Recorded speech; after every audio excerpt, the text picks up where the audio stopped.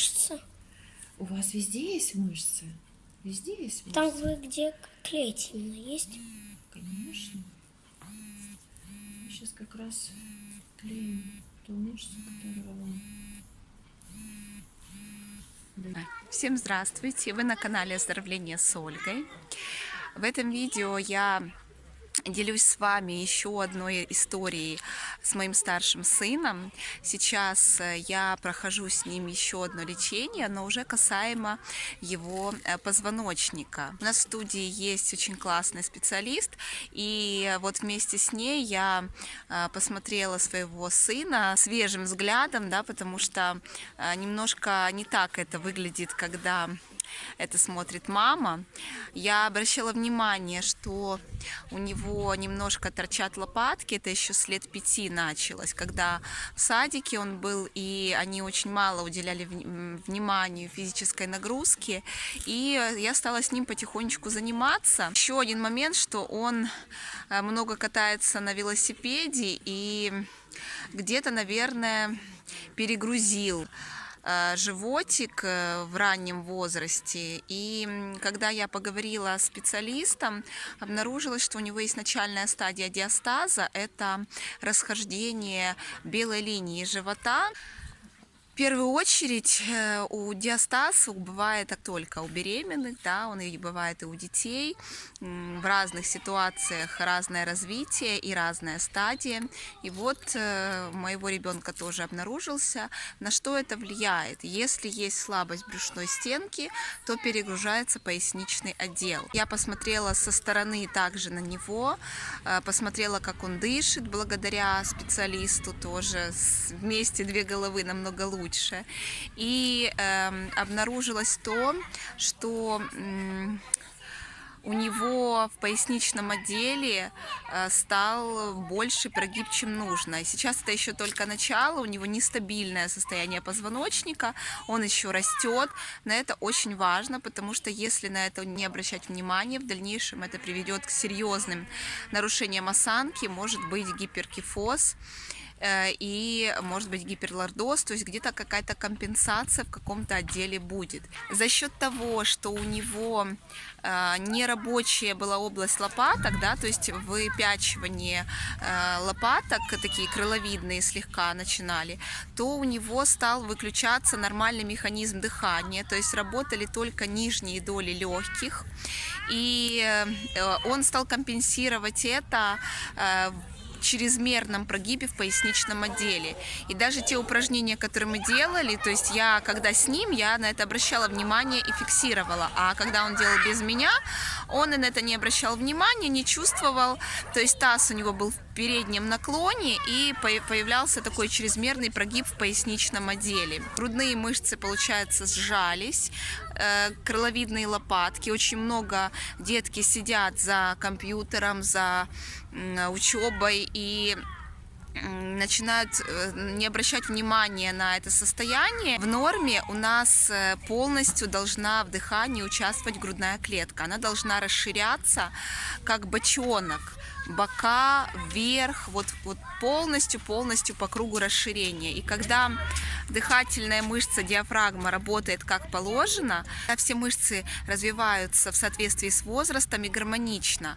Когда идет недостаток дыхания, то есть конкретно в случае с моим сыном он дышит нижними долями легких, и он компенсирует это дыхание выпячиванием живота при дыхании чрезмерно и, соответственно, прогибает спинку. И нагрузка получается у него на ножки, на поясничный отдел, и когда он чрезмерно долго сидит, у него было такое, что он пожаловался на боли в спинке, когда долго писал контрольную, и мы стали делать массажики, но я поняла, что этим дело не ограничится, нужно посмотреть его более подробно. И вот со стороны мы посмотрели, специалист нашей студии затейпировала его. Втяните живот.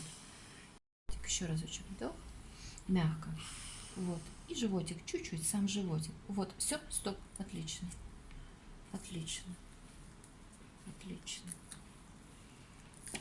Вдох, выдох, Чуть-чуть натяжение, чуть-чуть. Выдох, мягко. А я смогу дышать. Выдох, выдох. Выдох. Все, стоп, потом поговорим. Держи. Конечно, вы будете еще лучше дышать. Так у вас дышит только одна часть дыхательных мышц, а так будут все мышцы дышать. Тогда у вас, посмотрите, плечи начнут, будут широкие плечи, развиваться будет верхняя часть. Прям просто бомба. Ничего себе. Отлично.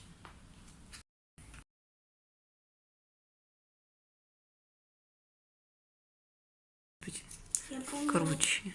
А, это на лопатке прям фиксация, поняла. Мгм. Я посмотрела, как он дышит, посмотрела, как он выполняет упражнения, которые мы давно выполняем, но он их стал компенсировать, то есть делать не в том положении, в котором должно быть. Сейчас мы работаем над дыханием.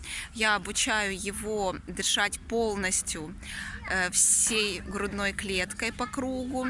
И у нас теперь отжимания в другом плане. Учу его фиксации таза в заднем наклоне, чтобы поясничка не прогибалась.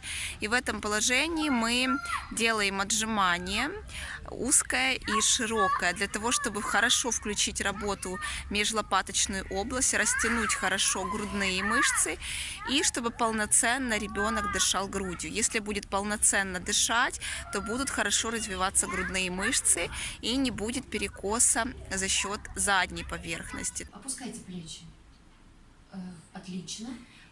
Сюда руки, вот сюда руки. Прижимайте. Прижимайте локти. Давайте. Вот. Отлично. Так. Давайте. И давайте. Раз. Ну, шея, голова, это сейчас, конечно. Пока руки, настраиваем руки, чтобы руки шли вот сюда. Давайте. Вот, молодец. Супер. Давайте еще раз. Пока с помощью будете это делать. Только голову. На меня, Котя, голова на меня. Голова на меня. Чуть-чуть. Умничка. Вот так. Все, ко мне затылочком. Угу. Умничка. Прекрасно. Ты крутой. 2 раза еще. Ты крутой. Угу. Ты суперсильный. Отлично. То есть сейчас у него перегружается верхушка.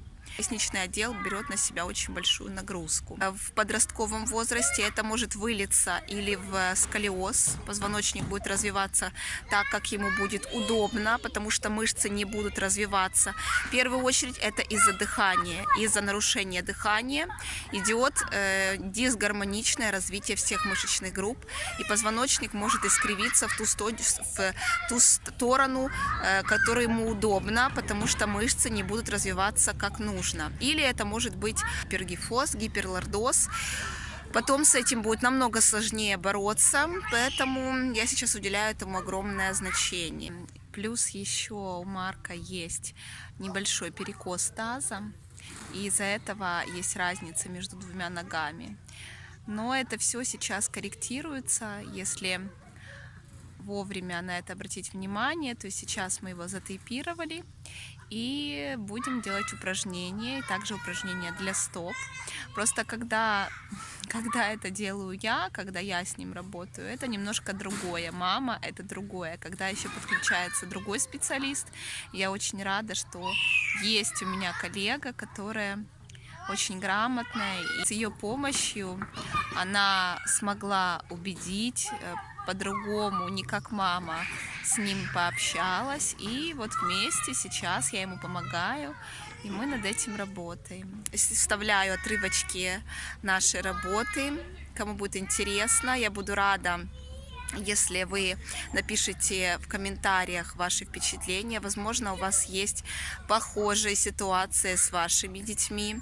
Расскажите мне, возможно, что-то я порекомендую. И ставьте лайки, подписывайтесь на канал, еще будет много интересного. Также на канале у меня есть очень разноплановые видео, в которых вы сможете найти для себя комплексы упражнений, массажи, полезную информацию на разные темы. Будьте здоровы, до встречи в следующих видео. Следи, как одеть. Выдох.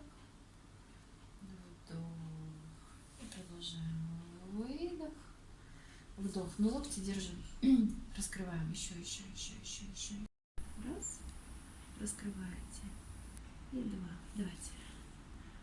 Больно. Стоп. Вот это уже диапазон будет. Держите. Вот вы, смотрите, резиночку натянули. Вот чуть-чуть она не болтается, она разгладилась, да? И вот после разглаженной резиночки вот чуть-чуть выдох.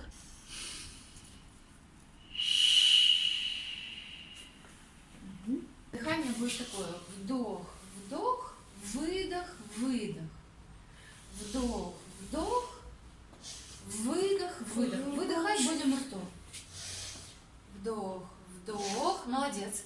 Выдох, в потолок, выдох. Держите. Давайте, подъем. И пока не запрокидываем голову. Угу. Отлично. Опускаем. Еще. И отлично. И когда получится с дыханием, на выдох будете подниматься. На выдох. Голова, голова.